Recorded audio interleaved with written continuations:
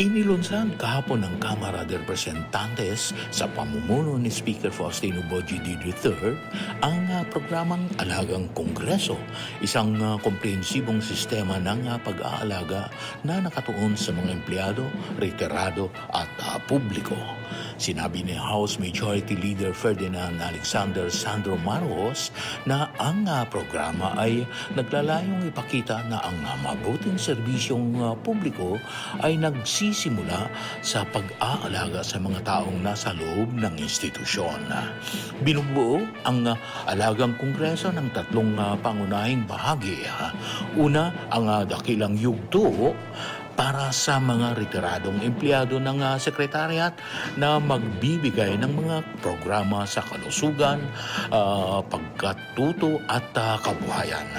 Ikalawa ay ang suporta sa Bayan Desk na matatagpuan sa Northgate Screening Facility na magsisilbing sentral na tanggapan para sa mga kahilingan ng publiko tulad ng medical, financial at emergency assistance.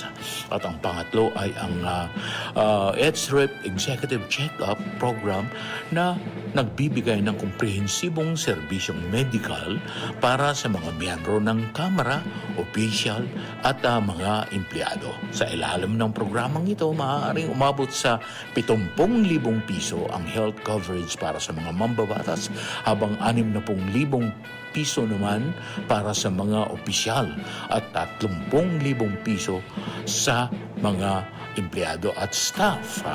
Maaari ring pumili ang beneficiaryo kung reimbursement o direktang pagbayad sa mga accredited hospital ang gagamitin na naglalayong paigtingin ang access sa serbisyong pangkalusugan.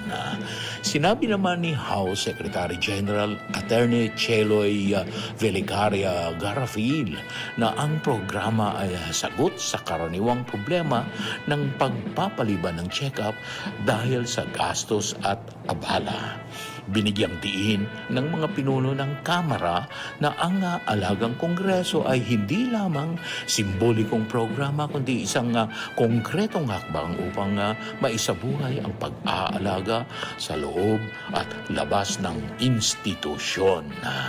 Mula sa Kamara de Representantes, Terence Mordeno Grana nagbabalita para sa Armed Forces Radio, Boses ng Kawal Pilipino.